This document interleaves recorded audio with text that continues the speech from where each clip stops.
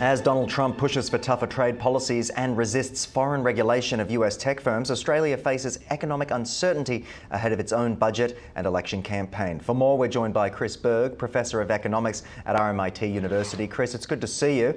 How could Trump's proposed tariffs impact Australia's key export industries? There is a lot going on.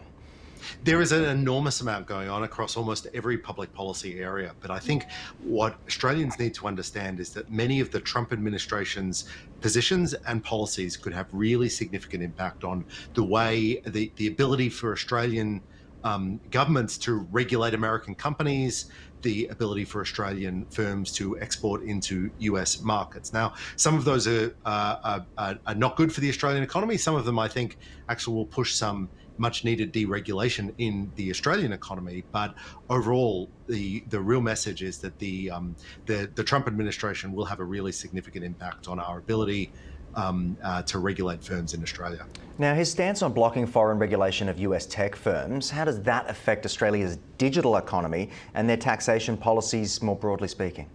Look, it's a great question. So the Australian government for the better part of a decade has really pushed a very substantial amount of regulation around tech firms, US-based tech firms. Almost all major tech firms are US-based. So, for example, there's been the imposition of the News Media Bargaining Code, which requires companies like Meta and Google to pay news outlets money on some very obscure basis that they are linking to those sites, and that has been a hugely controversial thing, and it's something that is squarely in the Trump administration's focus. There are other policies as well. There are things like whether we should be introducing competition laws similar to what the European Union has done that would specifically penalize US tech companies in Australia. This would be.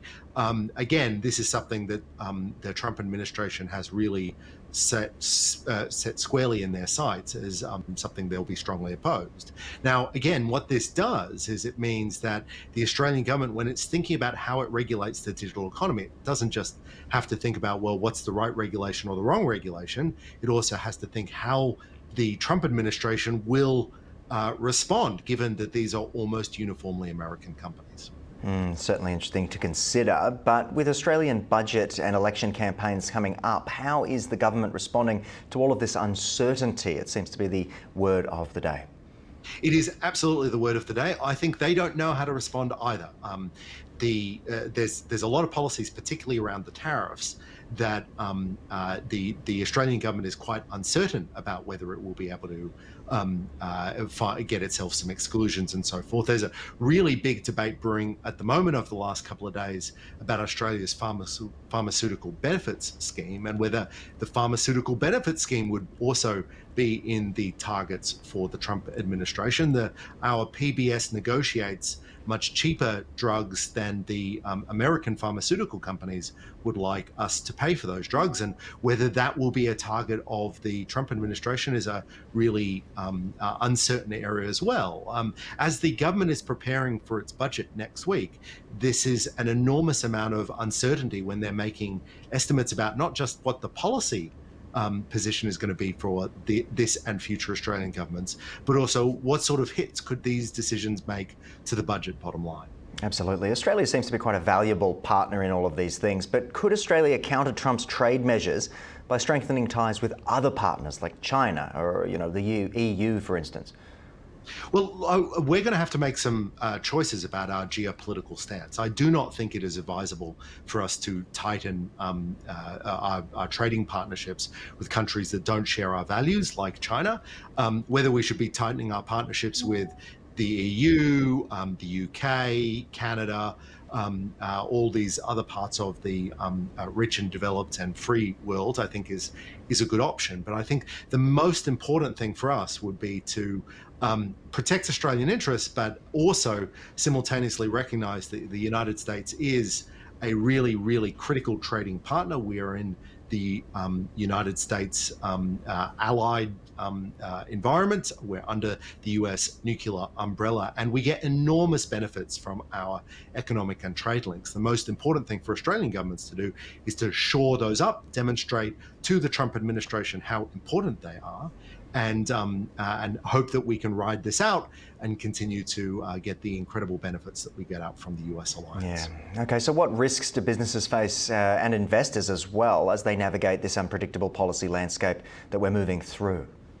They face enormous risks. So if they've got specific relationships with the United States, then those are under threat of tariffs or retaliatory action if the Trump administration decides that it doesn't like Australian public policy, whether it's from PBS, whether it's from the Pharmaceutical Benefit Scheme, whether it's from digital markets and so forth. But more generally, of course, Australian businesses are exposed to the great global market uncertainty that a lot of these tariff measures have caused. Now, I think what we should be doing as a country is be making ourselves much more competitive. I think we should be focusing heavily on how we can deregulate the economy, how we can increase our competitiveness from a corporate tax standpoint, from an income tax standpoint.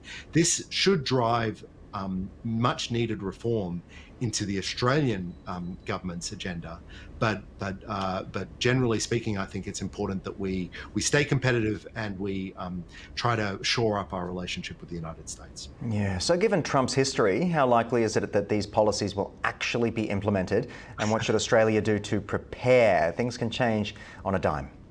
They absolutely do. I think the second Trump administration does seem more passionate about bringing measures that it's promised through. I think a lot of people expected that the tariffs would just be a threat. The tariffs would be a tool in negotiation, but many of them have come through and with really significant impact on global markets. So I think we need to expect that there will be substantial tariffs imposed on Australian goods. There already have been, and we need to prepare for those substantial tariffs. We should be trying to negotiate them away. We should be trying to demonstrate to the US that we have a really strong alliance and economic partnership, but you would be reckless to assume that those tariffs weren't going to be implemented, and future tariffs won't be implemented either.